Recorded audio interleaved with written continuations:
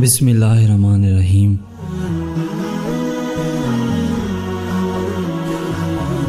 ایک بہت بڑا بحری جہاز ڈوب گیا۔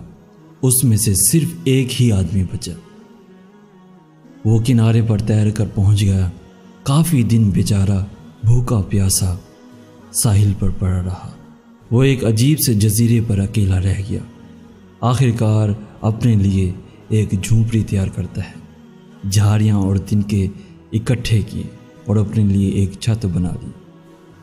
کافی دن اسی طرح اس جزیرے پر صبر کرتا رہا اور روز تھوڑے بہت پھل کھا کر گزارا کرتا رہا کہ ایک دن جب وہ جنگل سے پھل لا رہا تھا تو دیکھتا ہے کہ اس کی جھونپڑی کو آگ لگی ہوئی ہے۔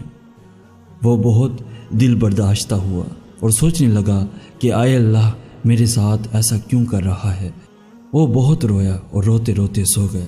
جب اس کی آنکھ کھلی تو دیکھا کہ ساحل پر ایک بڑا بحری جہاز کھڑا ہوا ہے۔ وہ بہت خوش ہوا اور اس کی طرف بھاگ کر گیا۔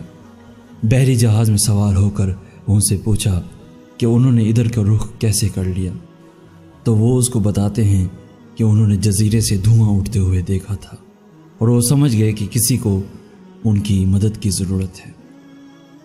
اس آدمی نے دل میں اپنے رب کا شکر ادا کیا کہ اس کا گھر جل گیا، مگر اس میں اس ہی کی اپنی بھلائی پوشیدہ تھی۔ جو کچھ بھی آپ کے ساتھ ہوتا ہے اس پر پریشان مت ہو۔ جب برا بھی ہو تو بھی اس میں کچھ بھلائی کا پہلو ضرور پوشیدہ ہوگا۔ بس اپنا یقین پختہ رکھیں، یہ بہت ضروری عمل ہے، ضروری عمل ہے۔